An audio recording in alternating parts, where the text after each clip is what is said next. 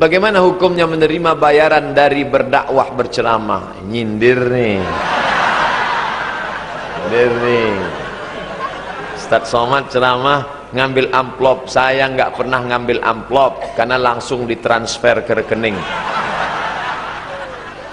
Ikutlah Nabi Muhammad yang tidak pernah mengambil upah. Dengar baik-baik ya. Tahun kedua terjadi perang, namanya perang Badar. Jarak dari Madinah ke Badar 150 km. Nabi naik kuda, menunjukkan Nabi itu orangnya sehat, umurnya 55 tahun tapi masih kuat naik kuda 150 km. Maka anak-anak muda berkuda. Dah, pelajaran pertama. Dua, sampai di Badar, perang, menang. Berapa dapat harta rampasan perang?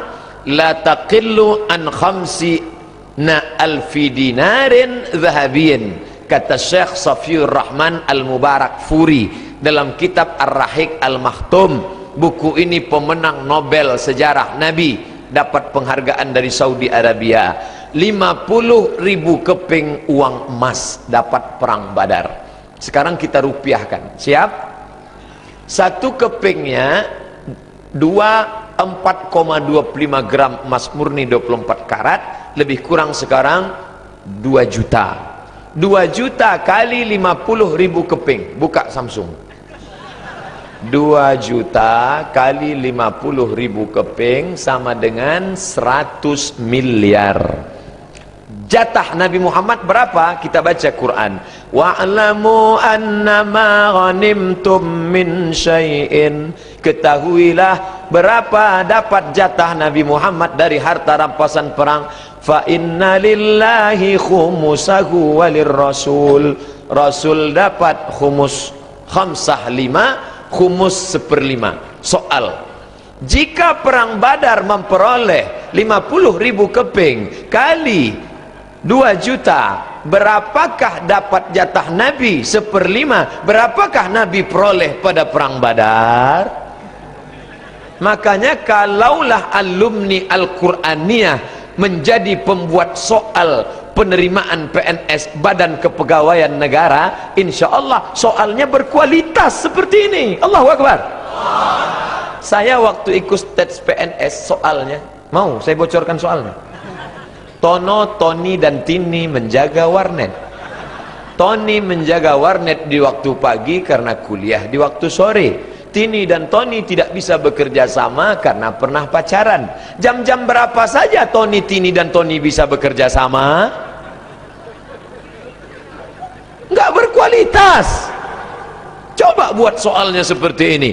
Nabi perang Badar tahun kedua memperoleh 50.000 keping emas. Satu kepingnya 4,25 gram. Diprediksi harganya 2 juta. Jatah Nabi 1/5. Berapakah Nabi dapat perang Badar? 20 M. Ibu menjawab 20 miliar. Sekarang saya tanya, Nabi dapat honor apa enggak? Memang kalau enggak sarapan susah nangkap ya. Makanya Imam Masjidil Haram khutbah khatib Syekh Abdurrahman Sudes, Syekh Su'ud Asyurem itu digaji oleh negara. Kalau mau tidak ada honor silakan, tapi digaji oleh negara. Dari mana? Baitul Mal. Bangunkan Baitul Mal, isinya apa? Zakat, wakaf, infak, sedekah, wasiat, hibah, ghanimah. 7 ini untuk menggaji para dosen, para guru, para penceramah, para ulama. Maka hiduplah Islam bangkit. Insya Allah akan lahir pemimpin-pemimpin dari Al-Quraniyah. Allahu Akbar. Ustadz ini terlalu banyak ngimpi. Orang yang tak pernah bermimpi, dia tidak akan pernah melihat mimpi menjadi kenyataan. Maka saya bermimpi tentang santri-santri Al-Quraniyah di masa akan datang. Kertas terakhir. Pak Ustadz, apa boleh mendoakan orang lain panjang umur, sedangkan kita tahu kalau umur orang sudah ditetapkan Allah? Menurut Syekh Muhammad Mutawalli Asy-Sya'rawi dalam kitabnya Fatawa Al-Kubra, maka umur yang dimaksud bertambah itu bukan angka nominalnya, tapi barokahnya. Ya Allah, panjangkanlah umur santri-santri Al-Qur'aniyah, amin. Umur yang sudah ditetapkan 40 tetap meninggal umur 40, tapi beda umurnya yang didoakan dengan yang tidak. Ada orang umurnya 40 tapi hafal Quran, ada yang 40 isinya baca Quran, ada 40 isinya masjid, dakwah, pengajian, baca Quran, ngajar. Ada 40 rumah kerja warung kopi, rumah kerja warung kopi, rumah kerja warung kopi, mati. Habis minum kopi mati, diminumnya kopi Mirna, matilah dia. Ya, semoga Allah maafkan kita, ampuni dosa kita, memberikan petunjuk kepada kita, menyayangi kita, dan menjadikan kita berkeluarga sampai kembali kepada Allah Subhanahu wa Ta'ala. Tolong bantu saudara-saudari kita, ya, ajak yang belum baik diajak jadi baik, yang belum baik jangan merasa belum baik, tidak, bergabung, karena saat Anda berubah maka Anda sedang dicintai oleh Allah Subhanahu wa Ta'ala. Yang sudah baik jangan merasa menjadi lebih baik, karena boleh jadi itu bisa melahirkan dosa yang menggugurkan semua kebaikan-kebaikan yang telah ditendun. Saya tidak minta banyak dan saya nggak minta apapun, seperti saya katakan pertemuan lalu, ya, saya mohon jangan berikan apapun. Saya tidak ingin itu, saya hanya ingin bahwa saat saya kembali kepada Allah ringan keadaan saya. Saya minta doakan saja dalam setiap sujud, dalam berdoa supaya Allah berkenan mengampuni saya dan keluarga, itu saja. Dan tolong teman-teman, Mas Dimas, saudara yang lain, jangan kasih amplop, jangan kasih apa-apa ya, saya nggak mau. Ya, bukan karena buta tolong, bukan, saya nggak mau. Ya, saya pengen datang, jadi saya bisa berhujah gini di hadapan Allah saat saya dipanggil. Ya Allah, saya sudah datang, saya sudah terangkan, saya sudah menulis, saya sudah apapun yang saya sudah lakukan, dan saya nggak minta apapun ya Allah. Dan kalau mereka belum mau, saya sudah memberikan apa yang terbaik. Tapi kalau harus dihukum, tolong jangan hukum ya Allah, karena dia saudara saya, dia saudari saya. Mungkin sampai di situ yang bisa saya lakukan. Tapi kalau saya sudah bisa memberikan itu, Anda belum berubah juga, tolong tunjukkan pada saya dengan cara apa lagi saya mesti menyampaikan. Saya sudah berbuat sepanjang apa yang bisa saya berikan. Dan saya mohon maaf kalau selama ini saya belum bisa mengajar lebih dari apa yang seperti Anda harapkan. Saya minta maaf untuk itu. Pasti itu. Atau minta tarif ini itu pasti bukan saya. Nggak pernah ada. Saya menuliskan ini buku baru saya tentang Wahas Notes, ini agenda. Di sini ada jadwal ta'lim, ada macam-macam. Jadi sering orang nanya, ta'limnya kemana, ngontak kemana, nggak dijawab, susah. Di sini ada. Program tentang Quran di sini ada semua. Kapan Anda ikut 30 hari 30 juz, kemana, mau bikin MOU seperti, ada semua di sini. Insya Allah mungkin sudah ada di pinggir-pinggir dapatkan. Di bagian tentang ta'lim itu saya tuliskan. Anda kalau mau saya diundang saya kemana menghubunginya, termasuk saya tuliskan dengan kalimat kapital besar di bold. Tidak ada minta tarif, tidak ada minta fasilitas. Datang ya datang, saya kalau sehat datang saya. Kalau perlu saya ada rezeki saya bawa. Tidak mau saya, ya, nanti satu waktu saya akan umumkan sekali lagi, tiap tahun suka saya kuatkan. Ya, saya nggak mau minta apa-apa, nggak mau minta di fasilitas ini. Kalau perlu saya ada. Anda mau undang-undang pun kalau ada kurang sesuatu bilang, saya siapkan. Kalau saya mampu, kalau tidak kita share sama-sama. Akomodasi, saya nggak minta macam-macam. Kalau masih mampu saya berangkat. Kalau ada sesuatu saya bawa. Karena takut dengan yang seperti ini. Jadi yang dihisab itu kan 3 golongan. Pertama, para ulama, para dermawan, mujahid. Rata-rata masuk neraka. Rata-rata. Jadi tolong doakan ya supaya baik juga, saya juga dijaga, dan saya juga tidak ingin kehilangan kawan. Saya nggak ada bedanya Pak. Saya dakwah pertama dengan sana ada beda. Saya ingat sahabat-sahabat saya di Al-Azhar ini. Pak Yan aja saya masih ingat Pak. Pak Yan sahabat saya di sini. Saya doakan Pak. Saya sayang sama beliau. Beliau pun sayang sama saya. Di sini Pak. Sudah meninggal orangnya. Saya ingat betapa sayangnya sama saya. Saya ingat beliau. Saya ingat.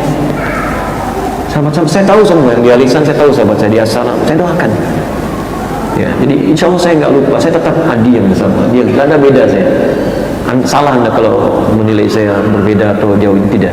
Hanya mungkin tanggung jawab saya agak berbeda sekali, agak lebih luas, amanahnya berbeda. Jadi mohon pengertian kalau mungkin kadang nggak bisa jalan sama-sama seperti dulu, tapi saya tetap memperhatikan, mendoakan, melihat.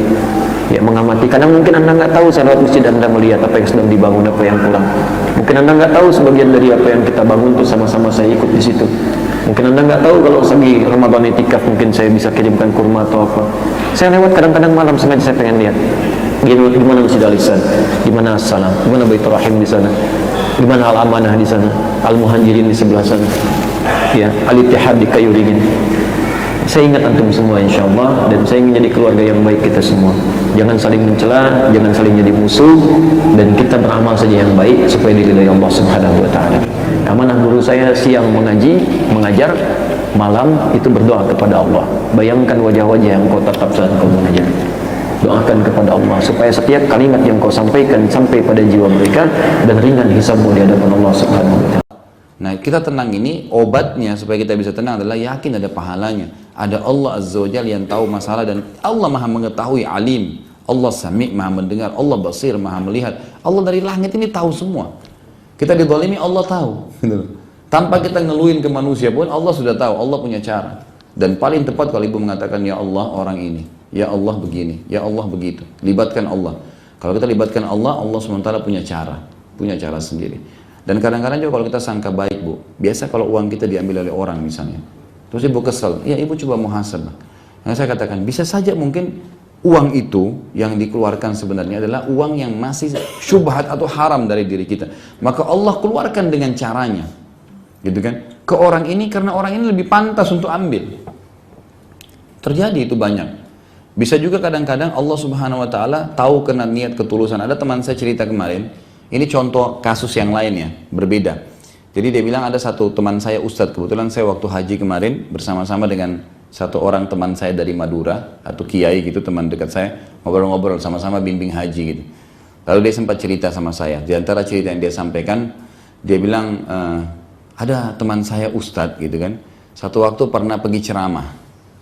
Ceramahnya itu biasanya kalau dia dipanggil ke sana itu, dikasih amplopnya 1,5 juta gitu. Dia sama supirnya pergi. Nah, biasanya memang kalau sama supirnya datang, itu supirnya juga dikasih uang oleh yang undang ceramah, itu di Madura gitu kan. Jalanlah ke sana. Begitu selesai ceramah, rupanya tanpa diatur, tanpa sengaja, yang ditugaskan oleh tuan rumah untuk kasih amplop, salah memberi amplop. Yang untuk Ustadz dikasih ke supir. Yang supir kasih ke Ustadz, gitu kan. Udah. Ustadznya naik di mobil, dibuka amplopnya 300.000. Tapi dia nggak ngomong, dia diam aja. Oh berarti ini rezeki saya hari ini. Terus dia tanya supirnya, kamu dikasih amplop? Iya Pak Ustadz gitu. Berapa banyak? 1,5 juta gitu. Kata Ustadznya, mungkin rezeki kamu. Nggak bilang itu salah, itu amplop saya nggak. Ibu tahu apa yang terjadi? Apa yang terjadi? Ternyata tiba-tiba supir ini bilang, Ustadz, kebetulan sekali anak saya sakit. Sekarang di rumah sakit butuh 1,5 juta. Allah punya cara memberi. Sebenarnya Allah ingin apa ya? Ustadz ini apa manfaatnya buat dia? Dapat pahala pengobatan anaknya, orang yang sakit. Tapi dengan caranya Allah, dikeluarin dengan caranya Allah, bukan cara dia. Kalau cara dia terima 1,5 juta, mungkin kalau diminta 500.000 deh saya bantu, gitu kan? Ini enggak, semuanya diambilin, gitu kan? Ditukar amplopnya sama Allah, gitu. Ditukar. Dan dia dengan tenang, dengan ilmunya dia tenang, dia tidak protes. Oh 300.000 ini rezeki saya hari ini. Kamu dikasih berapa? So, dikasih. Terakhir itu supirnya cerita sendiri, itu dari Allah tuh, nyeletuk dia. Anak saya kebetulan sekali lagi di rumah sakit, besok harus bayar 1,5 juta Ustadz, gitu kan. Nah ini amplopnya. Udah dia diam, dia senyum saja, selesai. Kan gitu. Jadi ada kejadian-kejadian yang kita kadang-kadang tidak berpikir, tapi kita harus peka menangkapnya. Allah itu hidup, mazat yang tidak pernah tidur. La ta'khuduhu sinatun wala naum. Allah nggak pernah ngantuk, nggak pernah tidur. Allah itu alim, mengetahui segala sesuatunya. Allah qadir, mampu mengerjakan apapun. Itu harus yakin seorang mukmin, nggak bisa enggak. Gitu kan, kita nggak usah khawatir. Selama kita berada di jalan yang benar, kita lurus, akan aman itu. Ya, kadang-kadang ada permainan tanda kutip dari rekayasa Allah yang kita harus bisa peka menangkapnya, gitu kan. Nah ini saya ngomong sama Ustadz dulu yang ngundang. Karena dua, ada Ustadz, ada yang ngundang Ustadz. Sebagai Ustadz, alangkah indahnya kalau kita itu di dalam berjuang itu mempermudah segala urusannya. Bahkan kalau perlu istilah jihad itu kan yujahiduna bi amwalihim wa anfusihim. Kalau perlu seorang Ustadz itu berkiprah berjuang dengan hartanya juga. Kalau bisa. Himbauan ini Ustadz, berjuang kalau bisa dengan hartanya agar tidak merepotkan orang lain. Saya teringat guru mulia Habib Hasan bin Ahmad Baharun kalau pergi kemana-mana bawa mikrofon, mic zaman dulu agar kalau masuk kampung tidak usah ngerepotin orang. Sebaiknya seperti itu, agar mempermudah dakwah, agar mudah tersebar ke sana kemari. Ini adalah untuk para ustadz. Kemudian kalau memang seorang ustadz itu diberi hadiah, hadiah adalah halal. Kalau ada seorang ustadz nggak menerima hadiah, itu suka urusan dia nggak menerima hadiah, nggak mau dikasih duit, karena mungkin untuk menjaga hatinya sendiri agar tidak membiasakan ilmunya seperti itu. Tapi kalau ada seorang ustadz menerima duit, ya nih baru nasihat kepada anda sebagai yang ngundang. Kalau anda mengundang, kalau ustadz biasanya pakai target dan sebagainya, anda bisa kok husnudon. Mungkin seorang ustadz yang pakai uang itu adalah mungkin dia di rumahnya ada anak yatim piatu yang banyak, mungkin dia punya santri yang banyak, sehingga dia sudah jatah dalam sebulan saya harus keluar 6 kali, dalam 6 kali itu paling tidak sudah mengcover makannya anak santri di rumah saya. Mungkin husnudon. Tapi kalau anda tidak bisa husnudon, ya pilih ustadz yang pakai bayar, kok repot. Jangan sampai sudah ngundang ustadz bayar anda ngedumel. Anda yang salah, kenapa anda milih dia? Kalau anda memang mau ngundang ustadz yang pakai bayar, pakai tarif, harus tata hati. Jangan sampai wah ustadz tarif, ustadz apaan di sana, anda gunjing terus ke ustadz, mana dapat berkahnya ilmu. Sementara ustadz itu menerima tarif bisa saja karena kebutuhan di dalam dirinya, untuk transportasi, untuk ganti waktu yang ia. Jadi masalah pakai tarif itu bukan sesuatu apakah dilarang misalnya, wah ustadz ini kalau ngundang saya, misalnya ada satu ustadz ngundang saya 10 juta, ustadz sudah mempertimbangkan, mungkin di situ ada timnya, ada ininya yang menyiapkan segala sesuatunya, mungkin ustadz juga akan menyiapkan macam kendaraan segala macam, kita tidak tahu itu. Jadi dua sisi yang harus pahami, sebagai seorang ustadz hendaknya mempermudah. Dan jangan sekali-kali, nasihatnya Kiai Hasyim Asy'ari, jangan menggunakan dakwah, jadikan dakwah itu sebagai profesi cari duit, sengsara. Di sisi lain anda sebagai seorang jamaah yang ingin mengundang ustadz, ya nasihatnya beda. Nasihat tadi untuk ustadz, bukan untuk anda. Anda wah bagus nih Buya, ini cocok, ini ustadz nggak boleh duit. Nah, akhirnya apa? Setiap ustadz anda undang, dia di rumah nggak punya bensin, anda tidak tahu diri. Nasihat Buya tadi itu nasihat buat ustadz, bukan anda yang mengundang. Bagi anda yang mengundang, kalau anda punya rezeki, sayangi ustadz. Kalaupun anda tidak memberikan uang langsung ke tangannya ustadz, anda lihat di rumah ustadznya ada apa itu. Mungkin ada santri datang ke sana sempurnakan pesan pondoknya, mungkin ustadz itu tidak mau duit, tapi santrinya perlu untuk makan dan seterusnya. Menata itu tuh penting. Jangan mengundang satu ustadz pakai tarif, setelah itu ngedumel. Loh, kenapa anda milih dia? Karena ustadz dijakan banyak. Ini aku jangan cari penyakit deh. Nah, inilah husnudon yang harus kita bangun, ya. Kalau ada ustadz pakai tarif dan sebagainya, apalagi kalau di televisi setiap saat tayang dan sebagainya. Dan kadang memang kalau urusan televisi dan sebagainya memang ada target, ada memang di situ sudah ada disiapkan apa namanya, ya, dialokasikan dana untuk ustadz yang datang, sehingga ustadz harus pakai tanda tangan sebagainya yang cukup ribet itu, ya. Ustadz tanda tangan 1, 2, 3 nanti nerima duit dan sebagainya. Masya Allah, ada sebagian ustadz yang nggak nyaman dengan cara semacam itu.